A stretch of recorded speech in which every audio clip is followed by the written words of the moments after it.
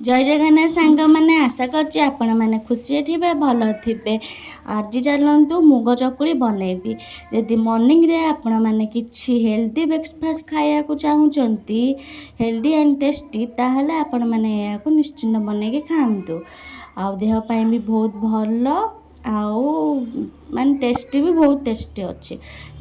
गोटे दिन पूर्वर मुग को भिजे रखिदे ताकू भलसे धोई नहीं कि तादेहरे टिके जीरा आउ लंका पकईकि बाटी नेबे। बाटी नेला परे तादेहरे किछि बेसन पकईकि ताकू भलसे गोळेई नेबे आउ स्वाद अनुसार लूण देबे।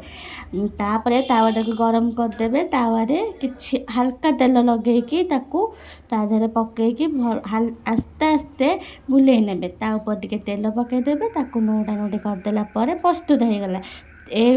एटा को आपण टमाटो चटनी किंबा बादाम चटनी कि सांबर आपण जो थरे भी खाइबे बहुत टेस्टी लागिबो। आउ वीडियो जदि आपण मानकु भल लागिथिबो बहुत सारा भल पाए देबे। वीडियो को लाइक शेयर सब्सक्राइब मध्य करिवे।